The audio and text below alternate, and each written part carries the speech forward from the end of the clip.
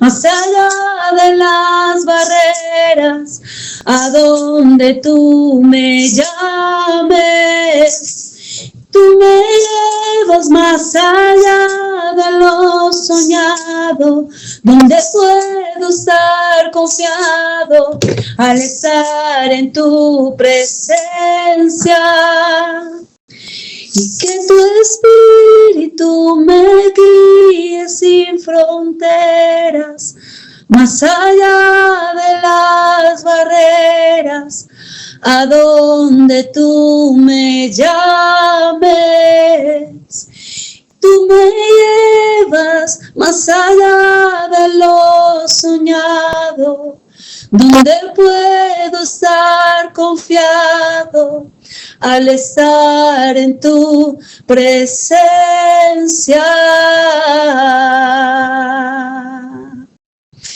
Gracias, Señor. Gracias, Espíritu Santo, porque tú nos guías más allá de lo que imaginamos, Señor.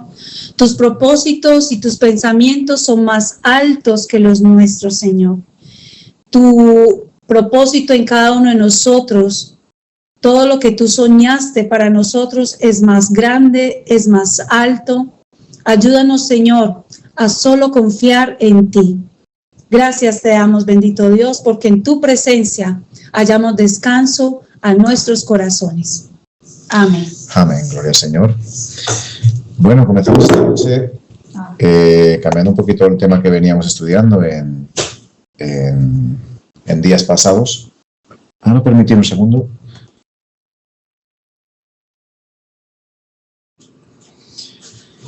Y bueno, el tema que traemos esta noche,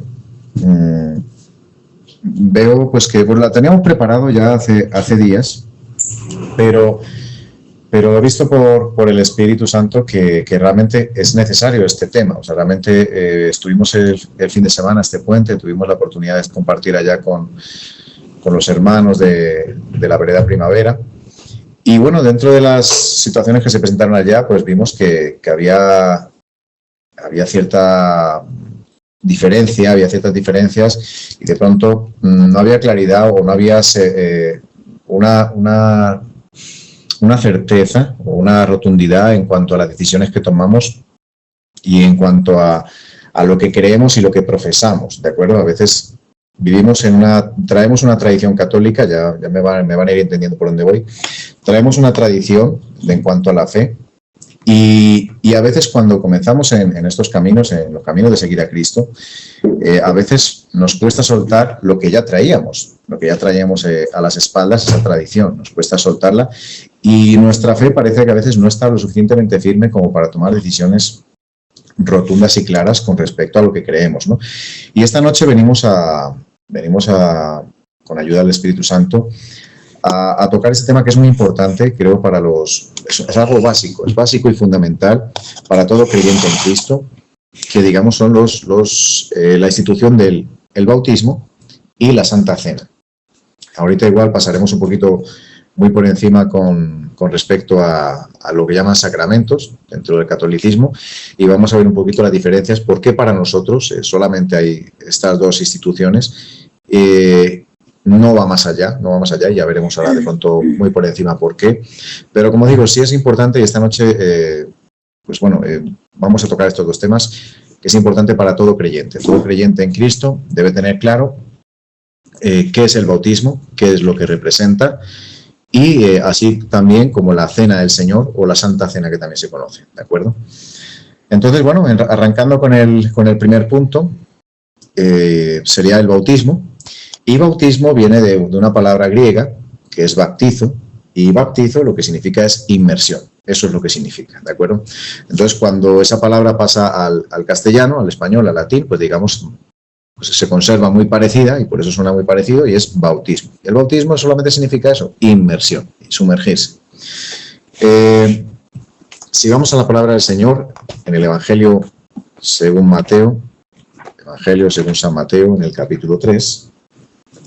Por aquí ya lo tiene mi amada, adelante. Evangelio según San Mateo, capítulo 3. Vamos a leerlo completo, ¿de acuerdo? Okay.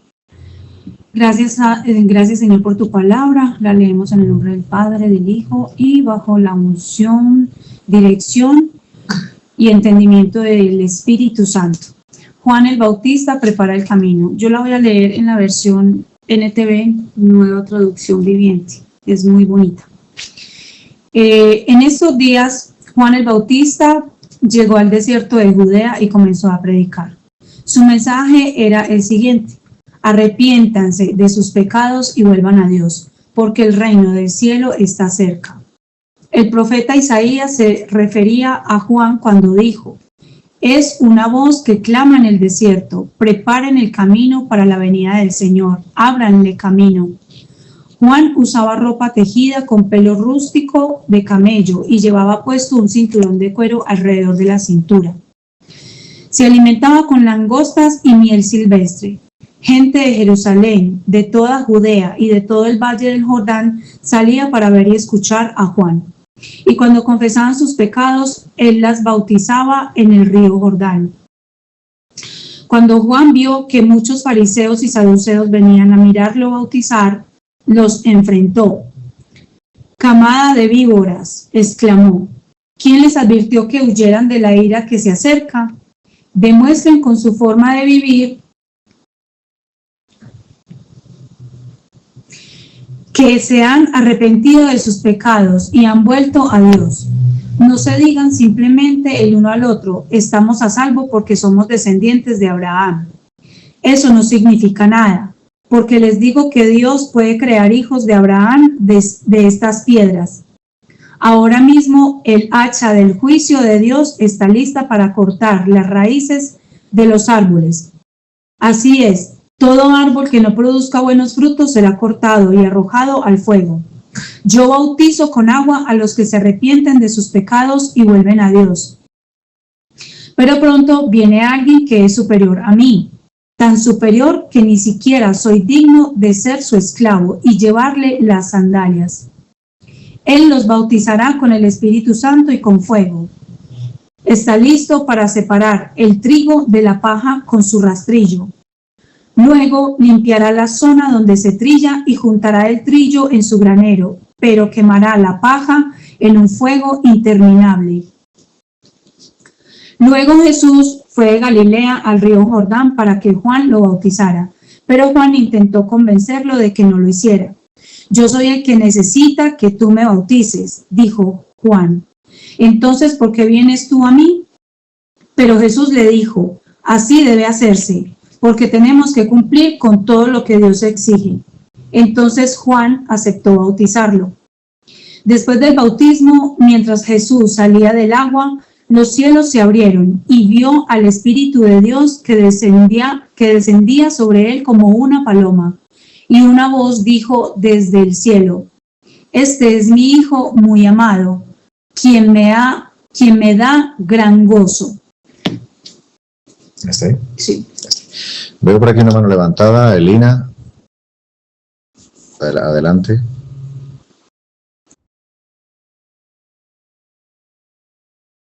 Dentro de la llamada por WhatsApp tienen la opción de hacer algunos emojis, pueden levantar la mano, pueden hacer algunos gestos y por aquí veo que Elina tiene como la mano levantada, como para la solicitud para pedir permiso para hablar. Lina, ¿me escuchas? Sí, señor. Lo que pasa es que dijiste, qué pena, dijiste dos temas y primero es la institución del bautismo y la segunda, ¿cuál es, perdón? La segunda es pues lo que se conoce como la Cena del Señor o la Santa Cena, ¿vale? La Cena del Señor o la Santa Cena. Ay, qué pena, es que como yo tomo apunte, bueno, a mí le pagué, disculpa. No, tranquila, no hay problema. Ya puedes quitar la mano levantada. Bueno, no las sé quitar, Eduardo, no las sé quitar, pero entonces usted ya sabe que ya pregunté, qué pena. Listo, está bien, no hay problema. Bueno, vemos aquí inicialmente que, aunque sí es cierto que en el Antiguo Testamento, dentro de los ritos de la ley de Moisés, había unos lavamientos también, o sea, los sacerdotes y aquellos que ministraban en el templo debían lavarse con agua y había una serie de leyes en cuanto a la higiene e incluso también a la limpieza de las ofrendas. Las ofrendas también eran limpiadas con agua, ¿de acuerdo? Dentro del templo, tanto del tabernáculo, de aquella tienda de reunión, como dentro de del primer templo de Jerusalén, el templo de Salomón, también había unas grandes basas de agua donde se usaba el agua para limpiarse tanto los sacerdotes como los que ministraban, los levitas y las ofrendas. Es cierto que esto estaba en el Antiguo Testamento, pero el bautismo como tal lo comenzó Juan el Bautista. Ya hemos explicado que Juan el Bautista no es el que escribió el Evangelio de Juan, ¿vale? Ya lo hemos explicado, son dos Juanes distintos, ¿de acuerdo? Y bueno, aquí en el Evangelio de Mateo vemos que efectivamente este Juan el Bautista, que era pues un profeta de Dios, el cual ya habló Isaías acerca de él, que él iba a preparar camino al Señor. Él iba a preparar camino para el Señor, iba a allanar el sendero a Jesús, ¿no? Entonces, ¿qué hacía? Preparar un pueblo arrepentido y los llamaba al arrepentimiento, los llamaba a bautizarse, a sumergirse en el Jordán y confesaban sus pecados. Entonces, eran sumergidos confesando sus pecados como con aspiración a una nueva vida, una vida distinta, ¿no? A pesar de eso, pues vemos que Juan reprende duramente a aquellos que son hipócritas, aquellos como los fariseos que iban a él, pero no lo hacían con un corazón arrepentido. Y Juan también advertía, dice, bueno, yo os bautizo con agua, ¿no? Yo os sumerjo, yo os inmerso, os sumerjo en agua, pero viene otro detrás de mí, del cual no soy digno de desatar la correa de la sandalia, el cual os bautizará con Espíritu Santo y fuego, ¿no? Entonces, de hecho, cuando Jesús, después de estas palabras, al día siguiente, Jesús aparece por allá y bueno, le dice que lo bautice.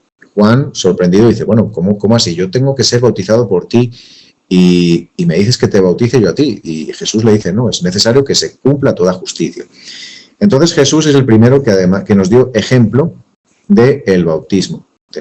Es el primero que mostró de que, porque al fin y al cabo, si él no lo hubiera hecho, pues bueno, el mandato es para otros, bueno, pudiéramos tener como alegato sobre eso, pero él dio ejemplo siendo el primero en bautizarse, bueno, dando ejemplo de que él también tenía que bautizarse, y a partir de ahí él comenzaría su ministerio. Nos narra la palabra que él fue sumergido en las aguas, y él cuando subió, el cielo se abrió y una voz dijo, este es mi Hijo amado en quien tengo complacencia, y se vio descender al Espíritu Santo en forma como de paloma, no sabemos si es una paloma con plumas o no, pero era con forma como de paloma, ¿de acuerdo?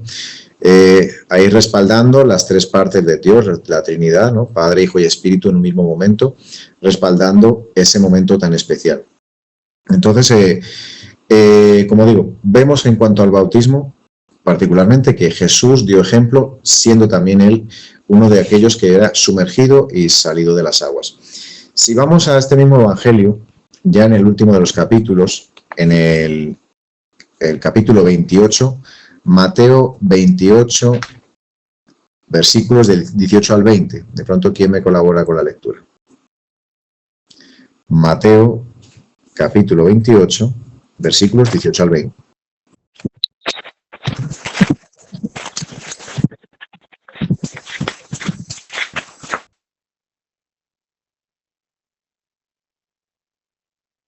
¿Lo tienes, Viviana? Bueno, veo que Viviana sí está haciendo un intento, aunque tiene un poquito mala señal. Vamos a darle un momento.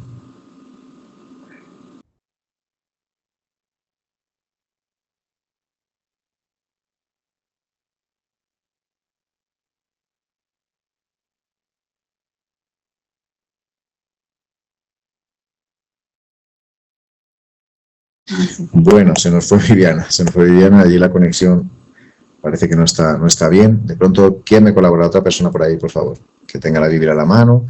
Evangelio según San Mateo, último capítulo, el 28, versículos 18 al 20.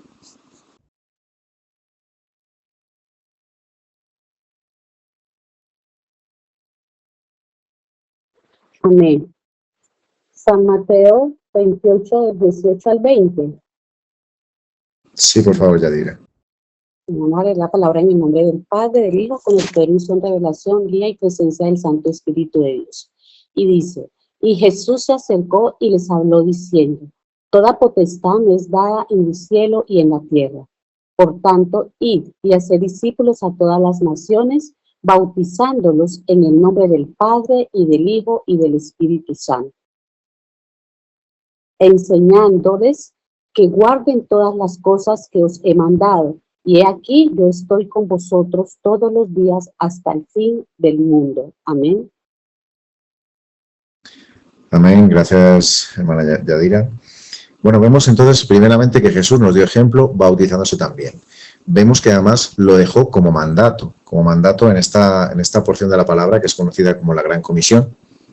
Suele llevar ese título, y nos muestra, nos dice, nos indica, nos manda, nos ordena y hace discípulos a todas las naciones, bautizándolos en el nombre del Padre, del Hijo y del Espíritu Santo, enseñándoles que guarden todas las cosas que os he mandado.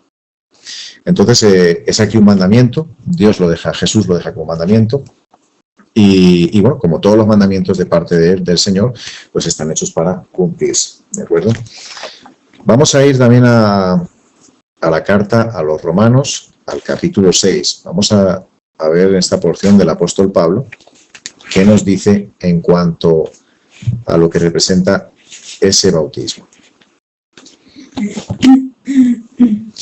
¿Quién, por favor, me lee Romanos, carta a los Romanos del apóstol Pablo, capítulo 6, versículos del 1 al 11?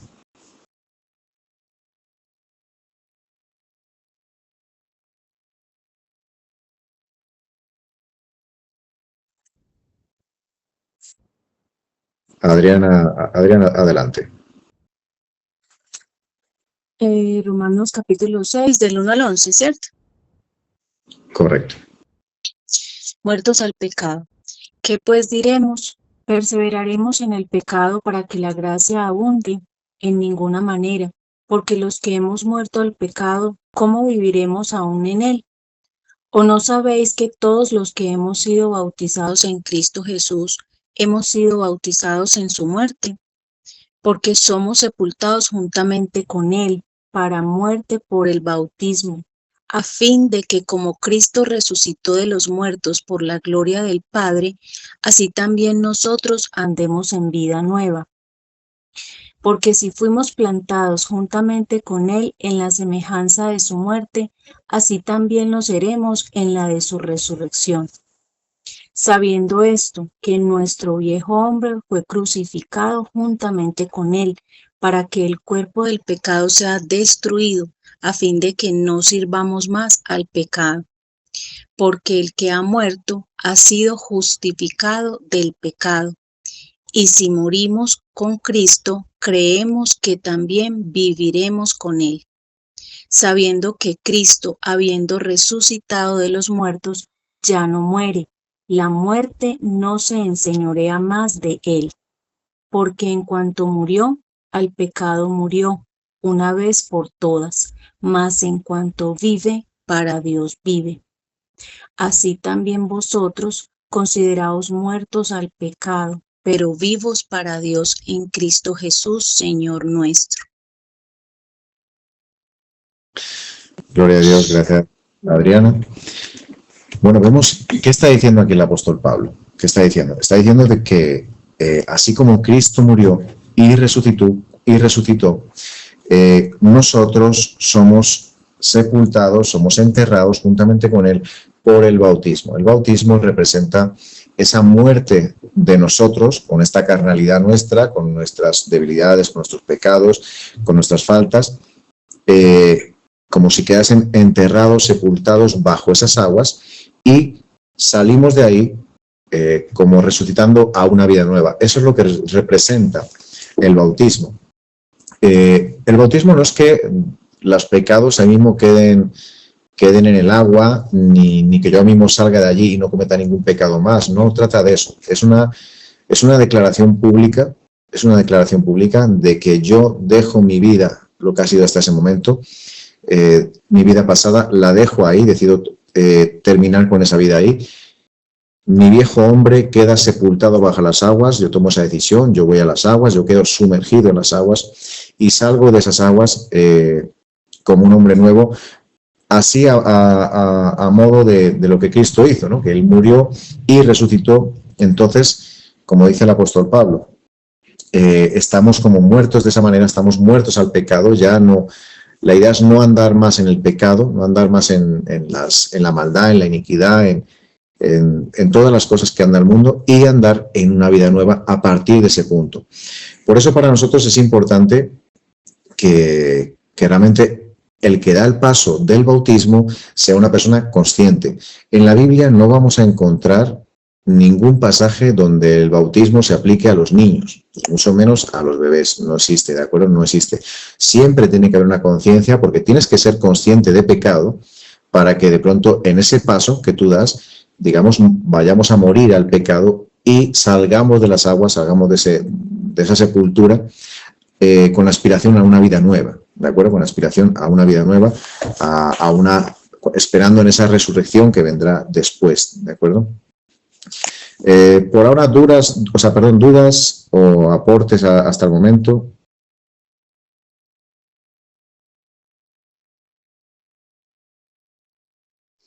Pastor Eduardo, de pronto de que nos hables a todos con respecto a las diferencias que hay con algunos ministros, sacerdotes, que son como muy legalistas y dicen que el bautismo tiene que ser en río, y otros dicen que se puede en piscina y que no hay diferencia si se hace en piscina o se hace en río. Háblanos un poco sobre eso. Perfecto. Vamos a leer un pasaje rápido en la carta de Pedro, y a partir de ahí vamos a ver un poquito efectivamente esa parte que nos comenta la pastora, que esas diferencias que a veces no tienen fundamento, y vamos a ver también un poco qué ocurre en ciertas situaciones, en qué momento ese bautismo empieza a tomar unos caminos distintos.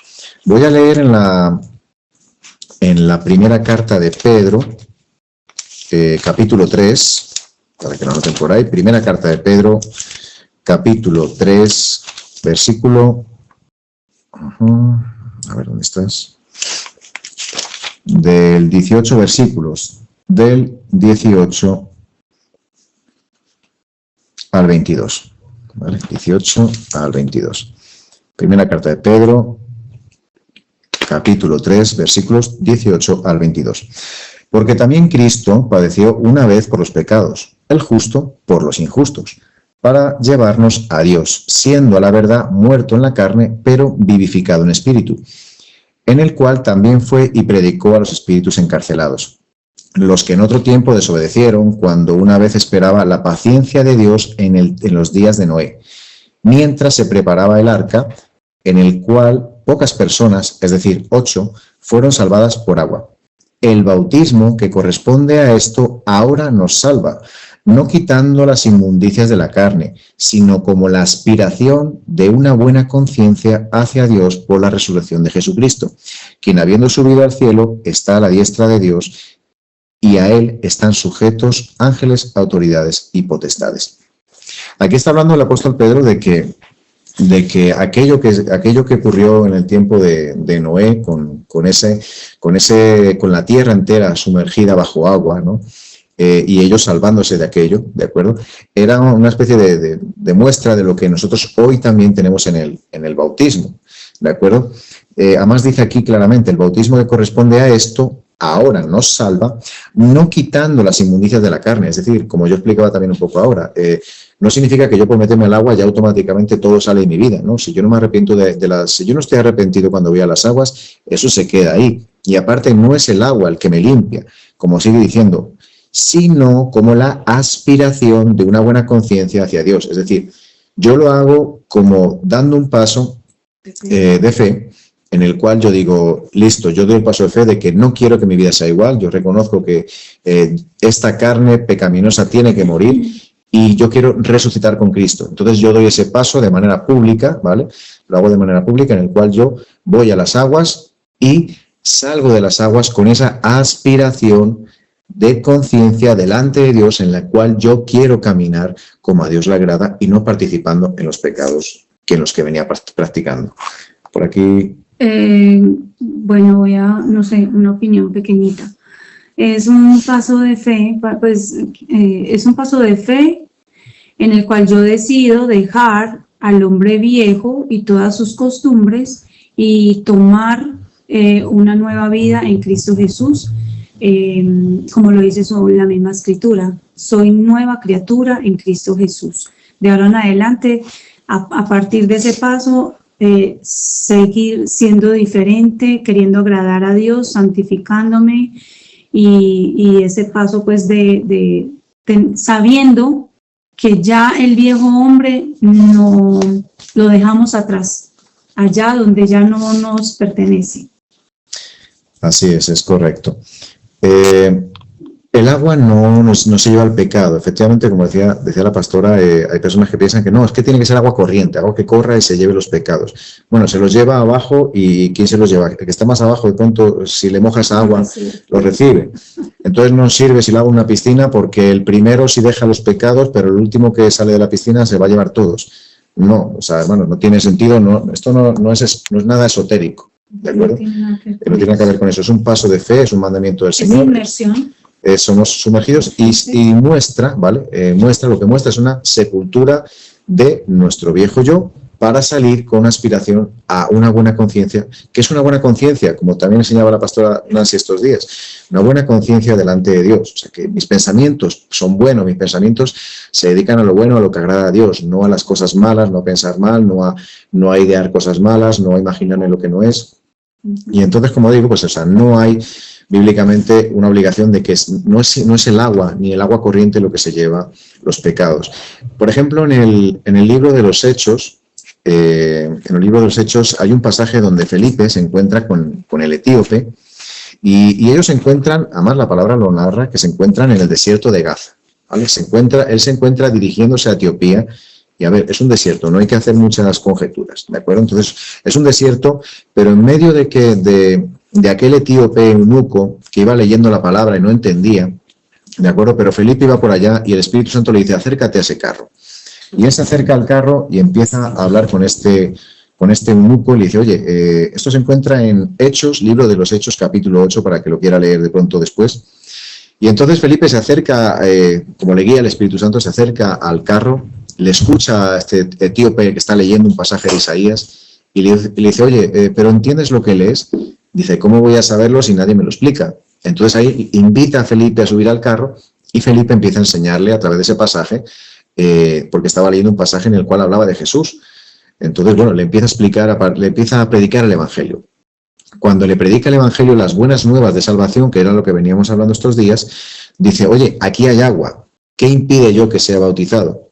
Nada, si tú lo crees, ¿cómo dice acá? Aquí lo tenemos. Si crees de todo corazón, bien puedes. Y respondiendo dijo, creo que Jesucristo es el Hijo de Dios.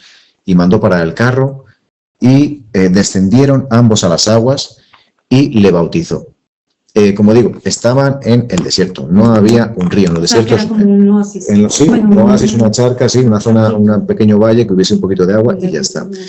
La gente que está en una costa, pues a veces en la costa no hay acceso a un río, pero hay un mar, pues también hay bautismos en el mar. ¿Qué pasa en algunas zonas donde había mucha sequía, de pronto no había tanto acceso a agua?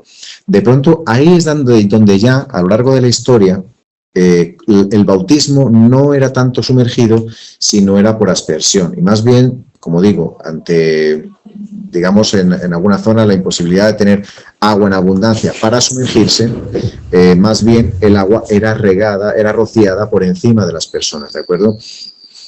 Como digo, esto era algo muy particular, que en algunas zonas en las cuales, como digo, no había posibilidad de sumergirse en agua porque era un líquido muy preciado y más bien pues lo hacían de esa manera. Pero inicialmente todo se hizo para que fuéramos sumergidos y solamente hace falta que sea agua y un corazón realmente que crea que Jesús es el Hijo de Dios, que Él vino a morir por nosotros y que yo también decido creerle y seguirle a Él, morir a mi carne, que se quede ahí sepultada y yo salgo de esas aguas con aspiración a una vida distinta, una conciencia limpia delante del Señor.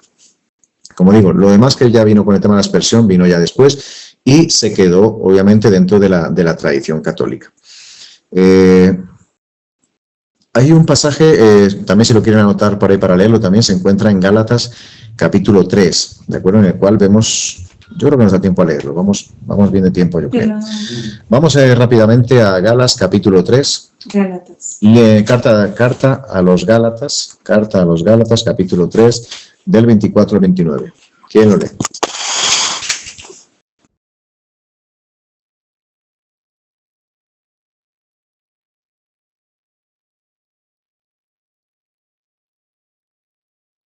Bueno, me lo tienen por acá. Bueno, dicho de otra manera, la ley fue nuestra tutora hasta que vino Cristo. Nos protegió hasta que se nos declarara justos ante Dios por medio de la fe.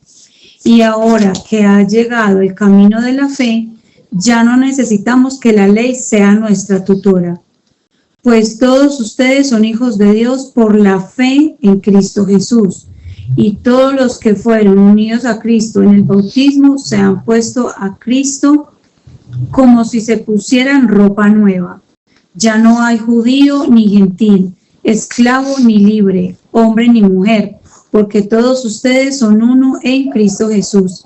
Y ahora que pertenecen a Cristo, son verdaderos hijos de Abraham. Son sus herederos y la promesa de Dios a Abraham les pertenece a ustedes.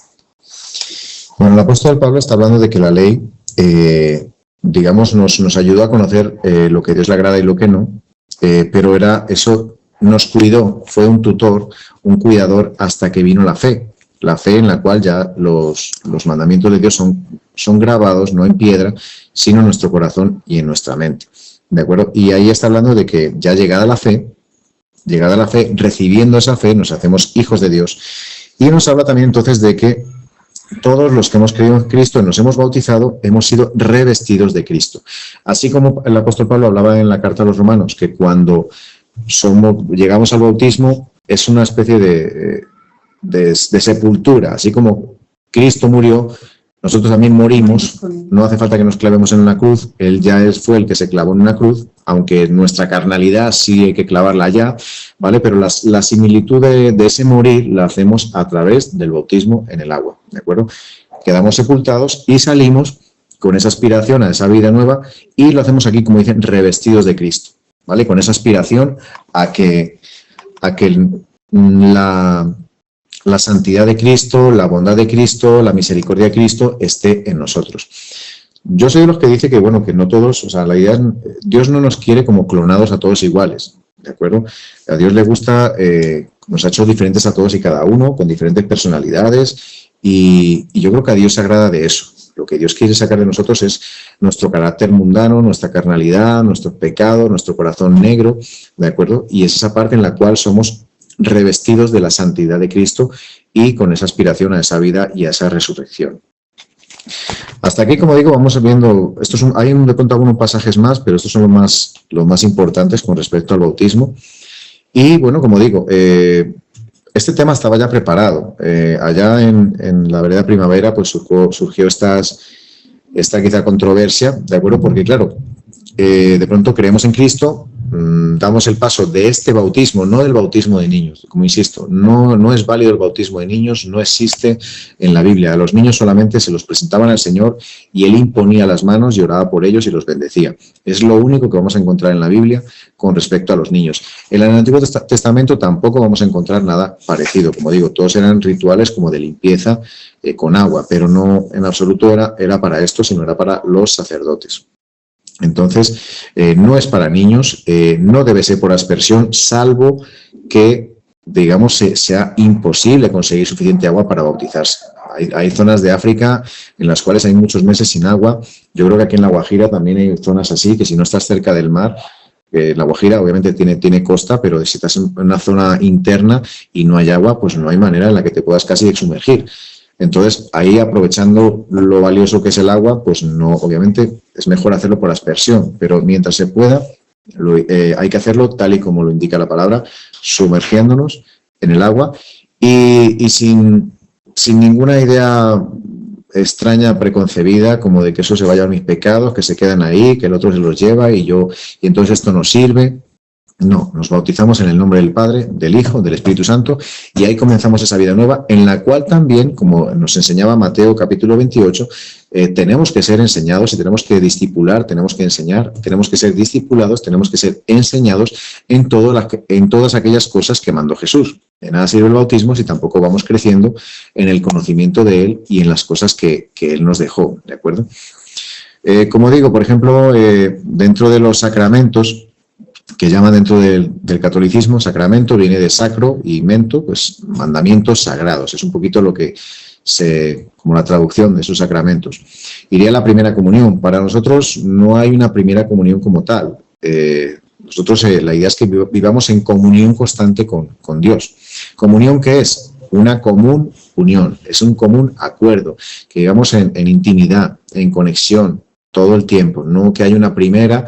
No, o sea, hay un momento en el cual nos encontramos con Dios, sí, y no tiene que ser que un ritual en que estemos vestidos de cierta manera, ¿no? Dios nos toca el día que nos toca. Dios nos toca el día que nos toca y a partir de ese día algo no vuelve a ser lo mismo, ¿de acuerdo? Y a partir de ahí la idea es que esa comunión sea constante con Él. No tiene que ser un día particular marcado con ciertos rituales. La confirmación, pues tampoco, ¿qué confirmación más necesitamos? Que el Espíritu Santo esté con nosotros y sea Él guiándonos, mostrándonos el camino, sellándonos también. Veíamos estos días, efectivamente, veíamos cómo Él nos sella. Cuando creemos que Cristo, que Jesús es el Hijo de Dios, que Él descendió, que Él ocupó el lugar que me tocaba ocupar a mí, ¿vale? Que ese castigo que Él recibió era el mío, entonces yo soy sellado por el Espíritu Santo. ¿Vale? Yo soy sellado y yo recibo al Espíritu Santo, ¿vale? No necesito una confirmación de ningún tipo. La Eucaristía, que se llama dentro de los sacramentos, pues bueno, pues es lo que habitualmente es lo que nosotros conocemos como la Santa Cena o la Cena del Señor. ¿De acuerdo? Matrimonio, pues también es un sacramento, pero entonces el que no se casa no está cumpliendo el mandamiento sagrado. No, el matrimonio está para aquellos que quieran optar por el matrimonio, así como la orden sacerdotal, que también está dentro de los sacramentos. Entonces aquel que no quiera tenga vocación de sacerdote, pues entonces está fuera del mandamiento sagrado. No. Aquí estamos estableciendo que hay dos mandamientos que dejó el Señor para todos, ¿de acuerdo? No para unos sí, unos no. Entonces, añadir algunos adicionales, como digo, está un poquito extrabíblico. Son doctrinas de hombres, son doctrinas humanas. Los santos óleos. Los santos óleos se basan en un pasaje que leíamos estos días, si no me falla la memoria, o no sé si lo era en el grupo de oración, que hablábamos de cuando en la carta de Santiago, se habla y se dice que cuando alguien está enfermo, llame a los ancianos que vayan a él y ungiendo con aceite y orando, esa oración de fe levante al enfermo, ¿de acuerdo? No es un óleo que se unge ahí, digamos ya casi como que, bueno, ya te estás yendo y ya te queda poco y te estoy preparando para la sepultura. Sí, acá, perdón.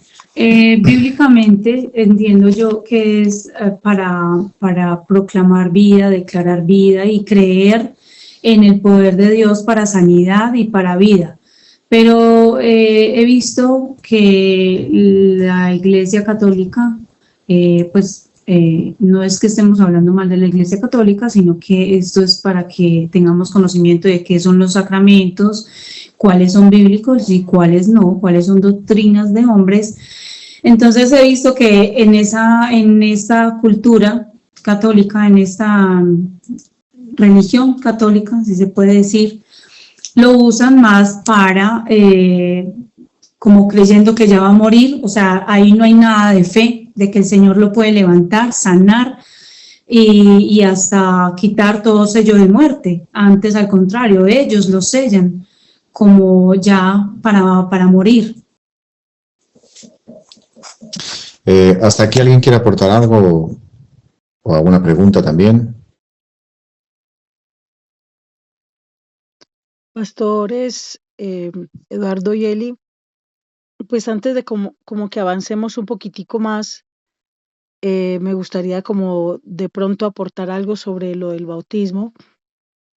Es importante que aquí hay muchos bautizados, ¿verdad? y hay otros que no han sido bautizados, pero es necesario que crean que ese paso de fe que dimos cristiano, en el bautismo cristiano, ese paso de fe va a ser perseguido muchísimo por las tinieblas.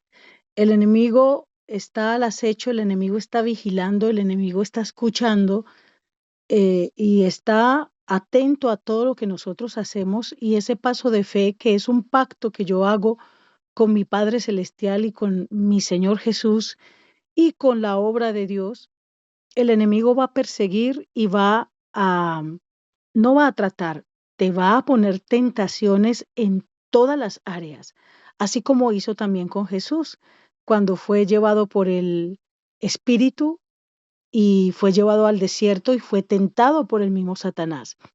Es bueno que sepan eso, porque muchos dicen, salgo del agua y ya salgo santo, como decía ahorita el pastor Eduardo, que mm, pues salimos con la convicción de que vamos a cambiar y de que vamos a ser mejores personas, vamos a caminar en ese camino de santidad, pero que no vamos a salir del agua ya santos, con la aureolita puesta y con las alitas, no.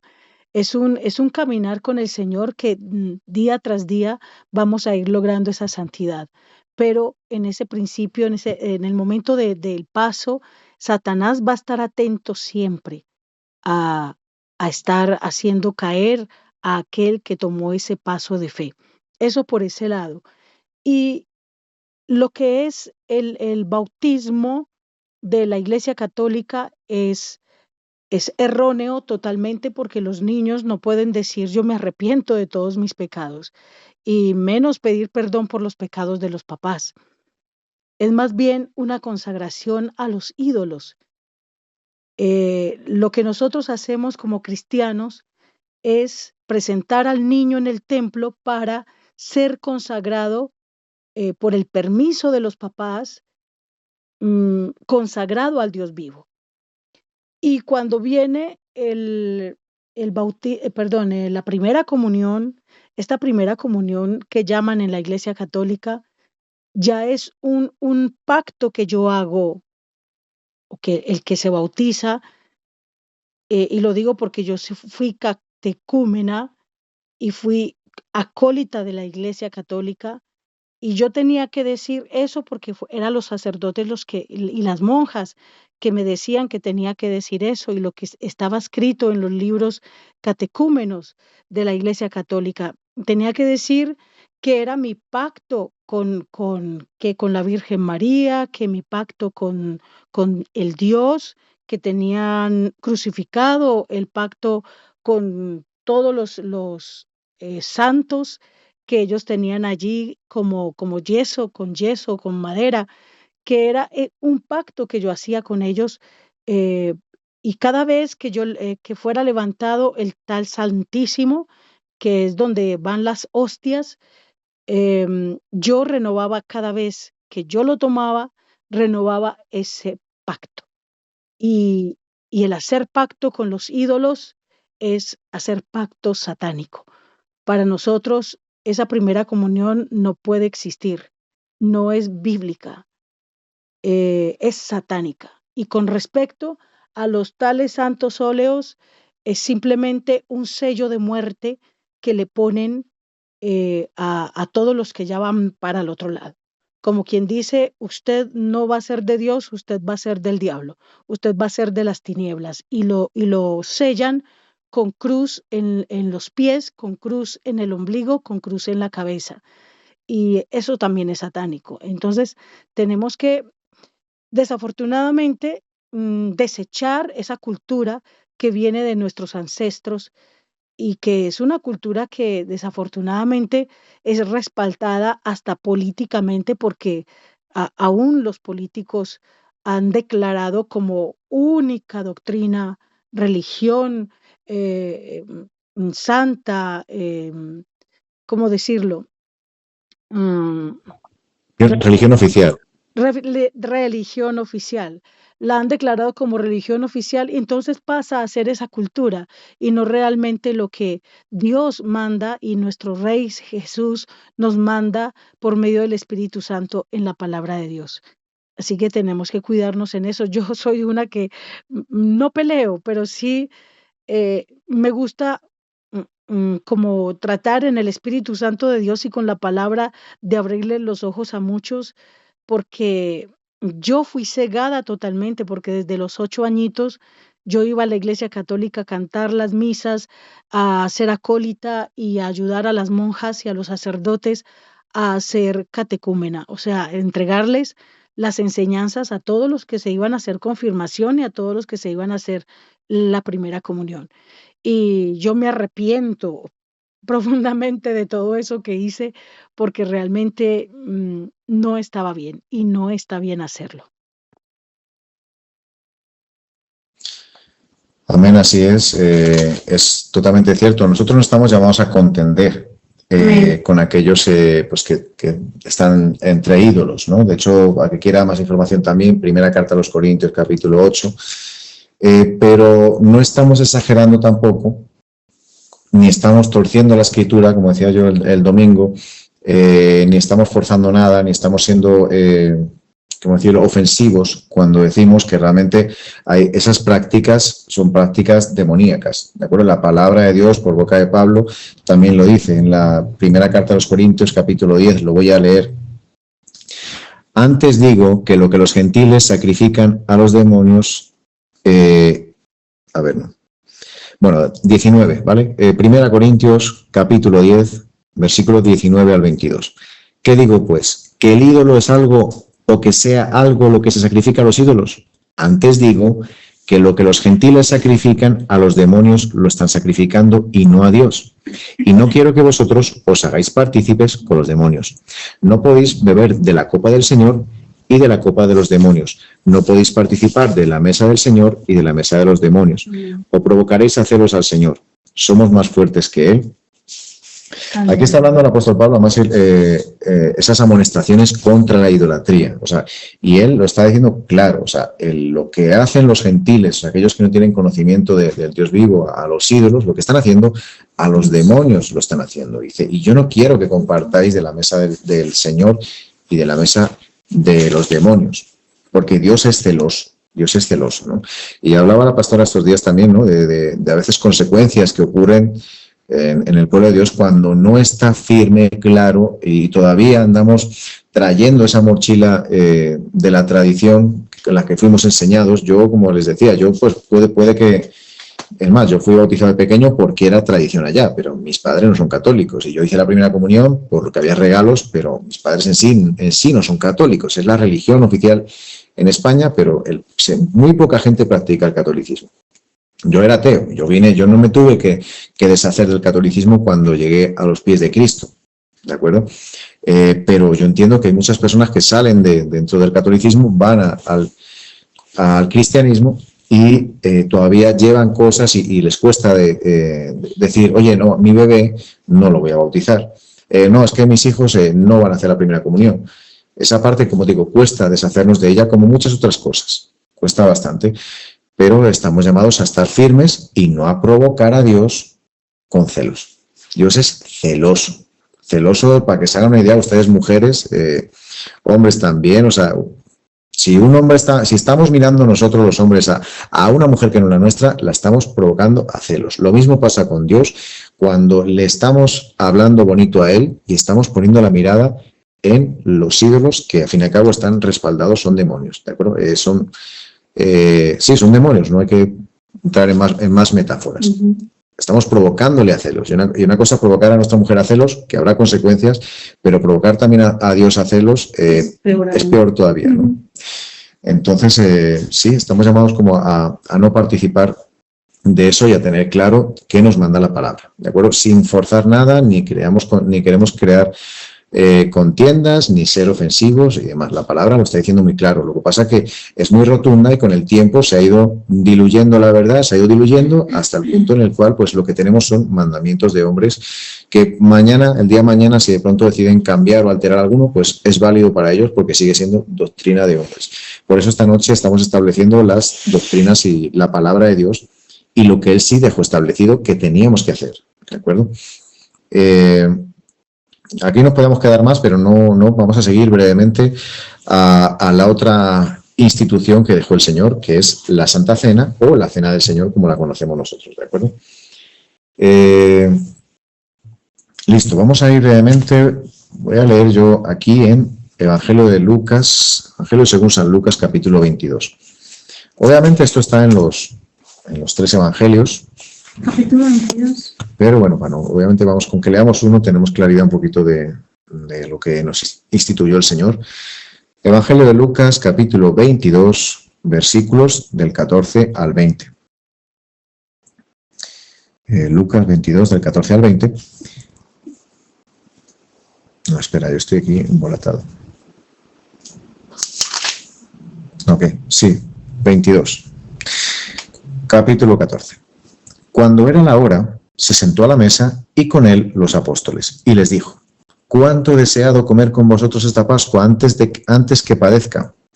Porque os digo que no la comeré más hasta que se cumpla en el reino de Dios. Y habiendo tomado la copa, dio gracias y dijo: Tomad esto, repartidlo entre vosotros.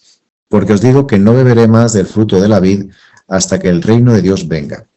Y tomó el pan y dio gracias, y lo partió y les dio, diciendo: Esto es mi cuerpo que por vosotros es dado. Haced esto en memoria de mí. De igual manera, después que hubo cenado, tomó la copa, diciendo: Esta copa es el nuevo pacto en mi sangre, que por vosotros es derramada. Vamos a ver hasta ahí solamente. Vemos que el Señor instituye en aquella Pascua, era una de las fiestas de la Pascua, que es una de las fiestas judías, en las cuales, pues bueno, como creo que ustedes ya saben, al menos los que estuvieron el domingo ahí en la vereda, hablábamos de esa Pascua, de cómo se mataba el cordero y se manchaba los dinteles de la puerta en Egipto para que aquella plaga no tocase a los primogénitos.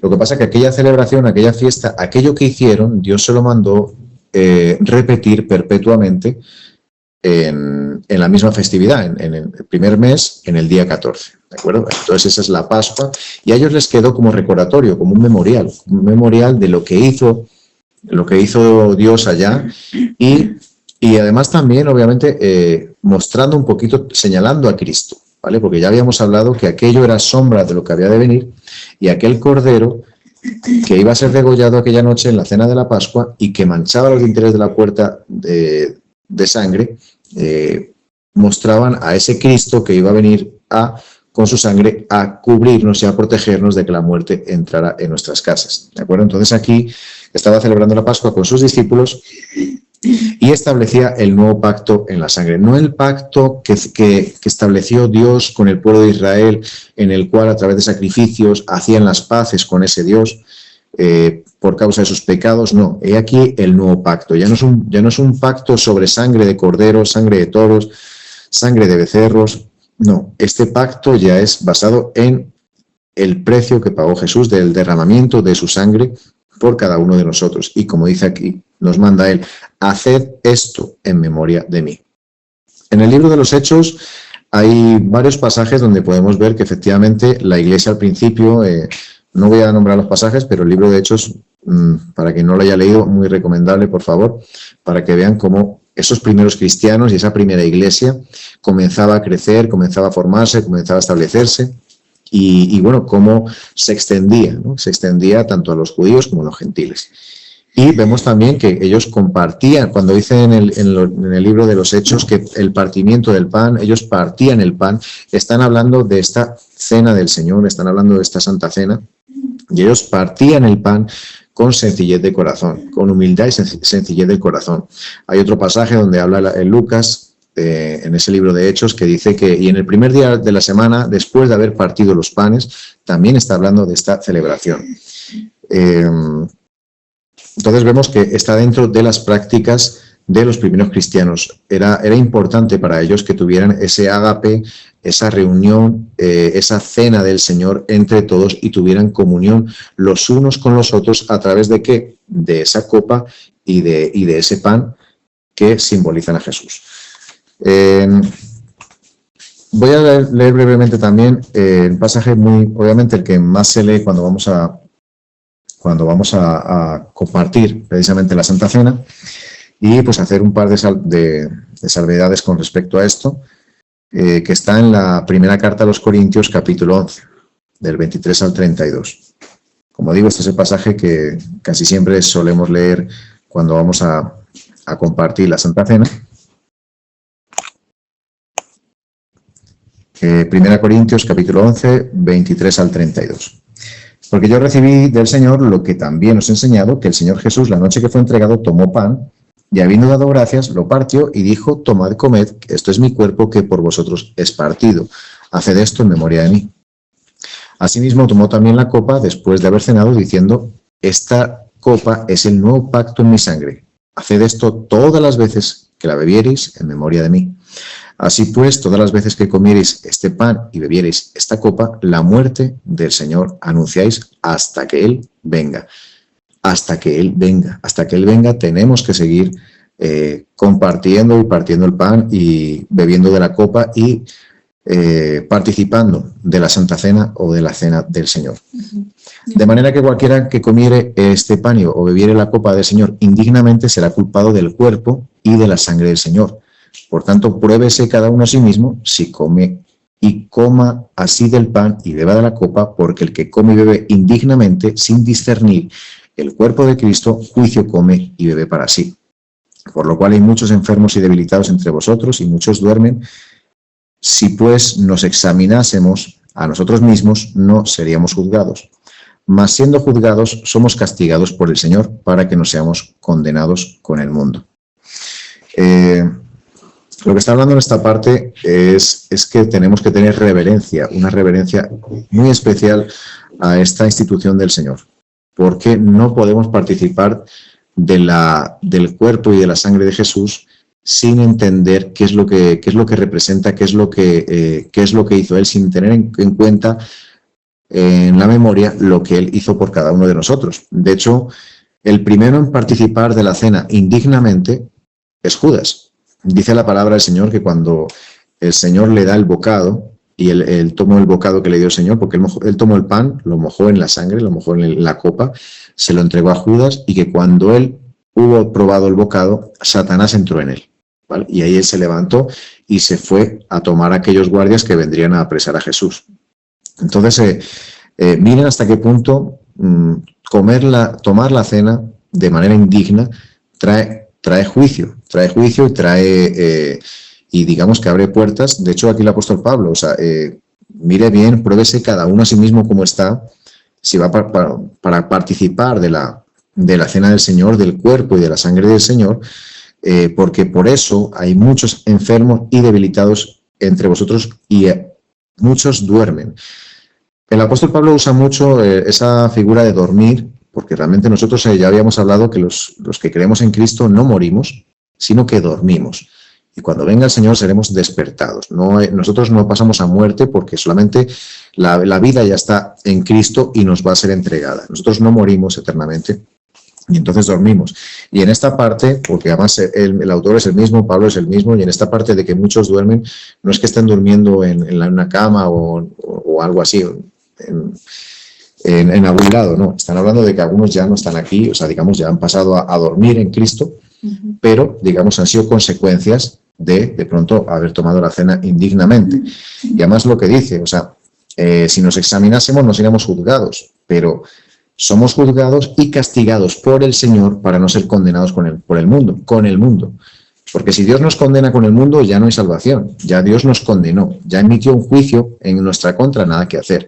Pero Dios prefiere juzgarnos y castigarnos que condenarnos con el mundo. Por eso a veces vienen consecuencias por participar de la cena del Señor.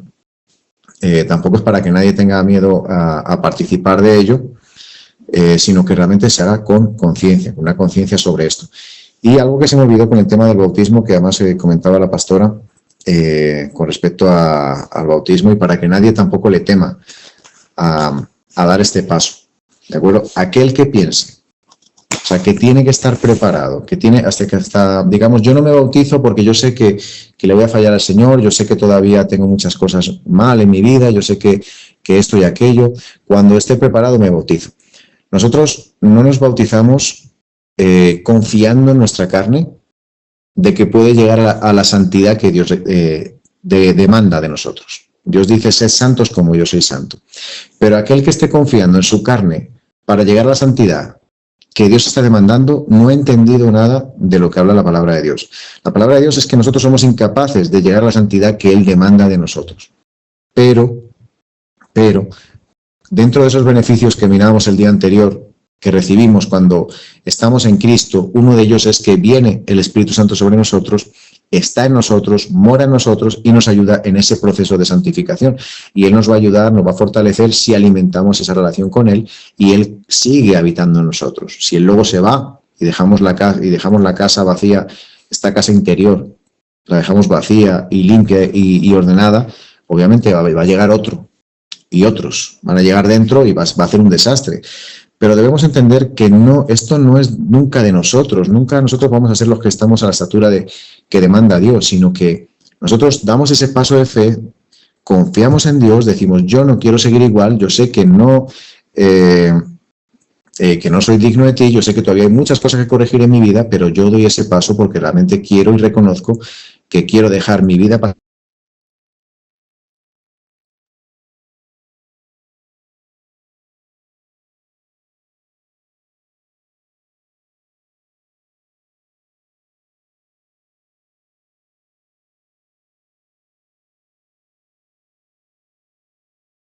Bueno, parece que los pastores se desconectaron y mientras ellos vuelven a conectarse, que no sé cómo lo harían. Bueno, ya por aquí acabo de unirse ellos, creo que sí. Quiero decirles una cosa, qué rico que cuando estén los pastores aquí, a ver, yo miro, no se han unido. Sí, ya se unieron. Por aquí, pastor. Sí, no sé qué pasó, se me salió solo, no tenía ningún botón, no pulse nada. No sé, debe ser que a alguno le enojó que es lo que estaba diciendo, pero bueno. Adelante, pastor. Que es verdadero lo que dice pastor y hay una cosa que yo quisiera hablarles sobre la Santa Cena. Aquí en los Ministerios Justicia y Santidad para las Naciones, el Señor, Espíritu Santo de Dios y el Señor Jesús, no para que sea una doctrina, sino que solamente para los Ministerios Justicia y Santidad para las Naciones. El Señor mandó a que la Santa Cena, así como dice la palabra, que es para todos. No es como en muchas doctrinas de hombres que dicen que solamente es para bautizados. El Señor lo mandó para todos, incluyendo a los niños. Aquí en esta congregación, que sea claro, que no estamos cambiando doctrinas bíblicas ni imponiendo una doctrina humana. Estamos obedeciendo al Espíritu Santo de Dios y al Señor Jesús, que nos mandó en este ministerio Justicia y Santidad para las Naciones a hacer la Santa Cena para todos, incluyendo a los niños. De hecho, el Espíritu Santo de Dios nos decía, ¿cómo no van a tomar los niños, que son los dueños del reino de los cielos, la Santa Cena que es para vida eterna? Y tiene razón. Obviamente que a los niños, a los más entendidos, se les enseña a reverenciar el momento de la Santa Cena, para que ellos que ya conocen cuándo es hacer algo bueno o algo malo, sepan cuándo están haciendo algo malo y que no tienen que dejar de tomarla, sino que se tienen que humillar y pedir perdón para que vengan a la mesa y puedan tomar la Santa Cena. Eso es importante que lo conozcan, mis amados. Eh, Hubo precisamente, Pastor Eduardo, en la primera, creo que los 2 primeros meses que tuvimos en la iglesia, de la primavera, hubo problemas con los papás que decían que eso no es para los niños y que tenían que ser para los bautizados porque tenían información de las doctrinas de hombres.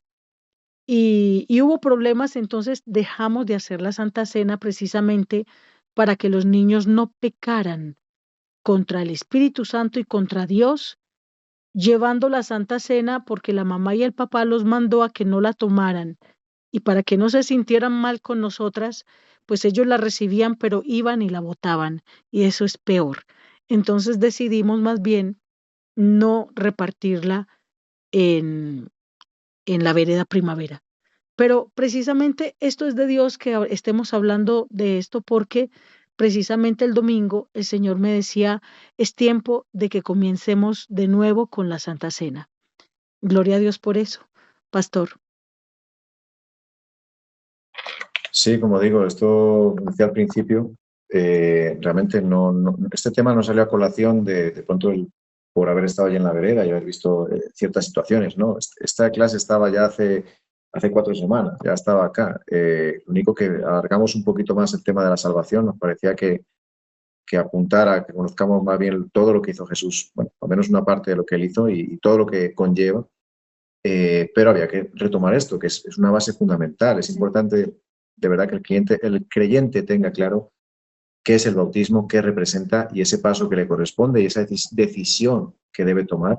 Y también la Santa Cena, la bendición que es también participar de la Santa Cena y que está para todos nosotros los creyentes. Vamos a abrir un pequeño espacio para preguntas y aportes. Adelante, tengan libertad. Muy buenas noches, queridos hermanos. Padre, yo quería como hacer un aporte frente a lo que se ha manifestado sobre la última cena. Pues es tan importante que la iglesia donde asistimos lo haya manifestado de esta forma, porque como todos tenemos la fe, y esta última cena, como nosotros lo entendemos, desde que estamos creciendo ya a estas alturas, logramos entender que se estableció fue una nueva alianza entre Dios y la humanidad a través del sacrificio de Jesús en la cruz. Por eso se representa al pan como su cuerpo y al vino como su sangre. Y se les enseñó a los discípulos. Esa nueva alianza que Jesús instituyó es como un nuevo pacto, firmado por su sangre. Entonces esto es importantísimo, y el sacrificio de Jesús en la cena, la cena fue como un presagio del sacrificio de Jesús en la cruz, y esto es lo que de pronto la gente no ha logrado entender. Dice, al partir el pan y al compartir el vino, se anticipó su muerte. Entonces eso es lo que de pronto la gente no hemos logrado entender. Y es un ejemplo de servicio. Dice, y lo más importante que yo, pues, más le pongo cuidado es, esta última cena se celebró en la Pascua judía, en esos tiempos. Al celebrarse en esa Pascua judía, ¿qué se estaba celebrando con esta cena? Con esta última cena. Se estaba conectando la liberación del pueblo judío de esa esclavitud tan aberrante de Egipto. Y es que hasta ahora mantenemos en esclavitud. Miren, es que esto viene de año tras año, esto no es de ahora, de la antigüedad, eso viene hasta ahora. Y entonces, mire, eso es un paso importantísimo que tenemos que sentirnos felices como Cristo, como Jesús se sacrificó tanto por nosotros, que esa última cena la celebró para conectarse directamente con el pueblo judío que nos tenía o los tenía, pues en esos tiempos, a todos en la esclavitud, para liberar definitivamente del pecado, de la muerte en el sacrificio en la cruz. Pienso que de pronto, en la forma en que lo analizamos, lo decimos, hay que darle a entender a la gente estos pasos para que la gente acuda más a respetar el pan y a respetar el vino, porque es que, mire este paso tan importante, y la gente no ha analizado esto. ¿Por qué fue que lo hizo Jesús? Y eso es lo más importante. Queridos hermanos, ese era lo que les quería manifestar. Dios me los bendiga. Un abrazo grande. Muchas gracias. Gracias, hermano Ovidio. Muchas gracias. Bueno, yo más que un aporte, quiero pues como darle primeramente gracias a nuestro Padre Celestial porque el Espíritu Santo es maravilloso y ha traído estas enseñanzas para que nosotros podamos aprender. Sí, la pastora Linda decía que cuando estaba siendo en la Iglesia Católica, como nos pasaron de pronto a muchos, porque yo también fui catequista, y hacíamos cosas que en nuestra falta de entendimiento o de comprender la palabra, que estábamos cegados, cometíamos esos errores.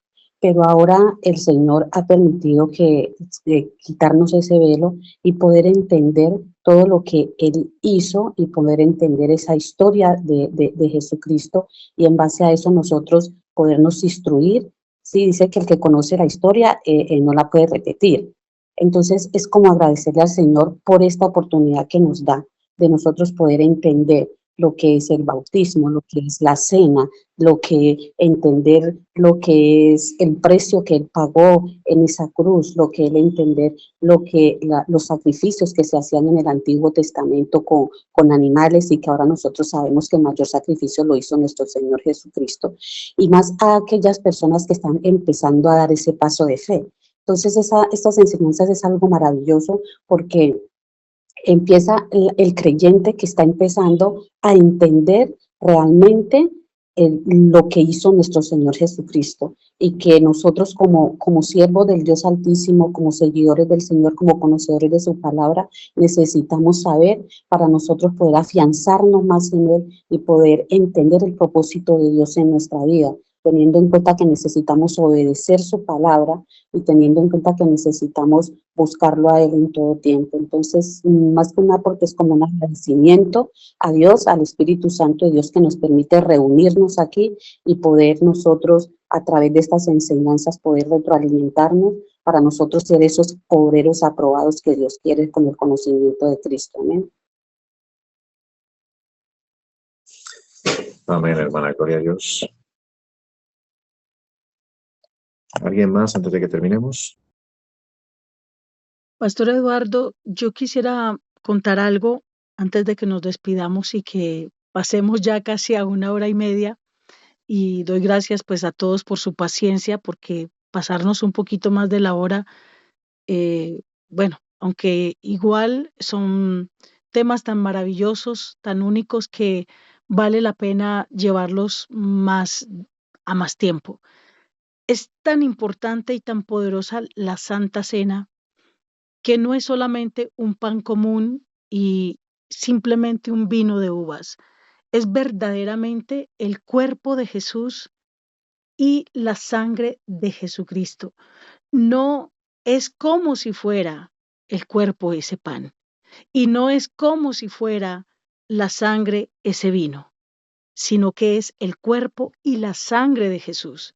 Yo soy una convencida de que cuando tomo el pan en mi mano y el pan se ha elevado en bendición y en consagración a ese sacrificio vivo que hizo Jesús en la cruz de Calvario, ese pan y ese vino se convierten en el cuerpo y la sangre de Jesús.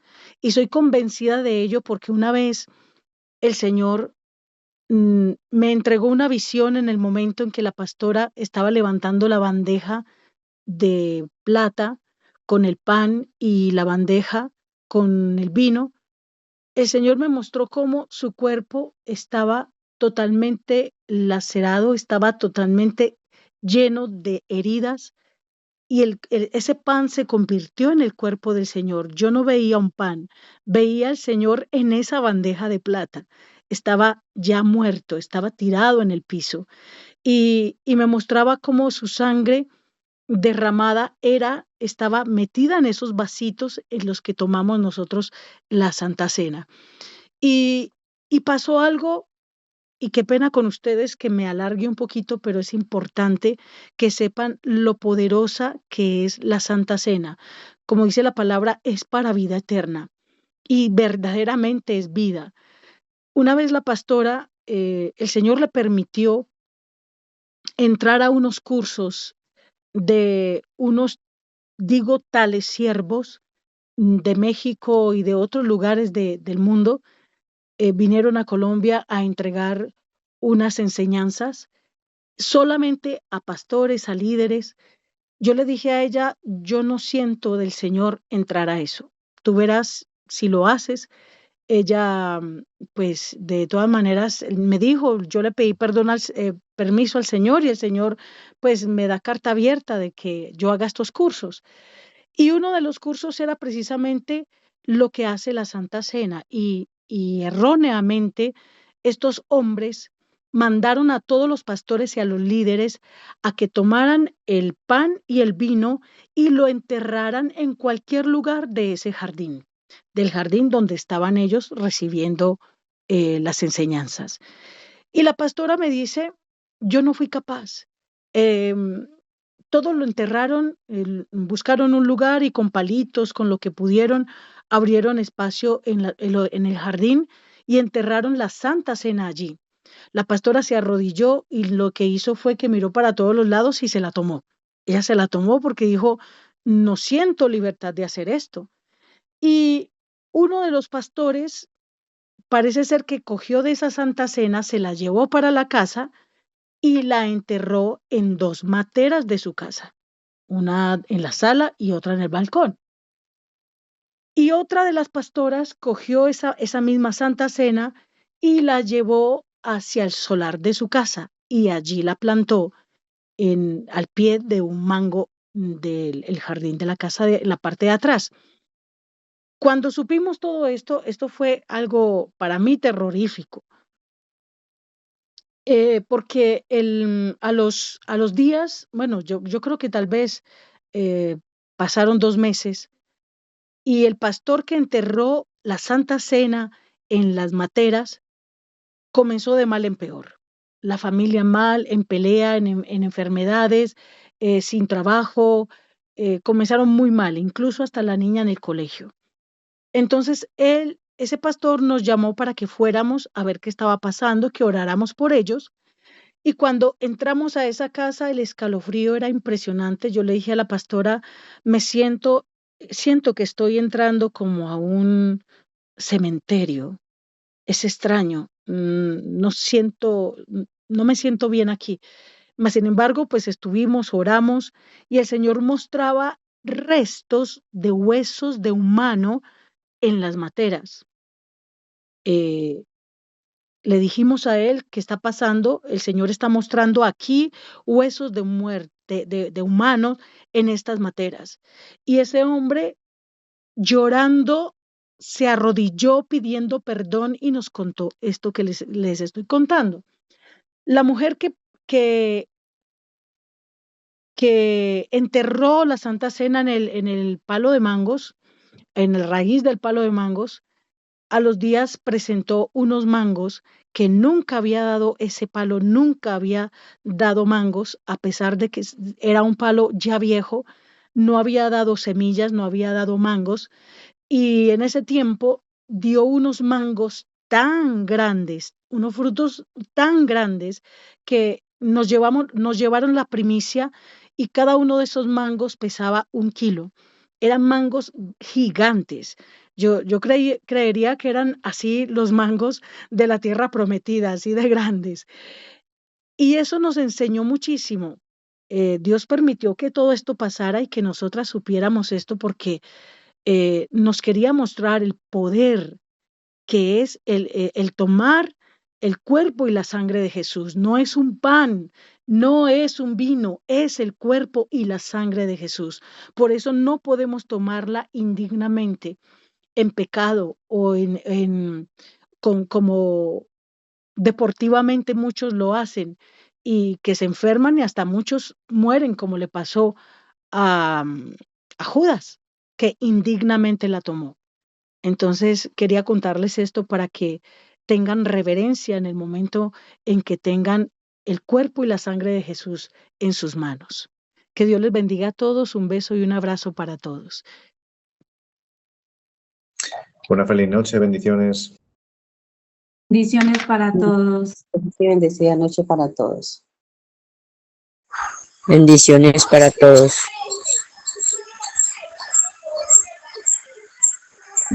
Feliz noche, Pastor Eduardo y esposa hermosa. Gracias por esta enseñanza maravillosa que cada día aprendemos más y más. Gracias. Bendiciones, hermosa. Bendiciones para todos.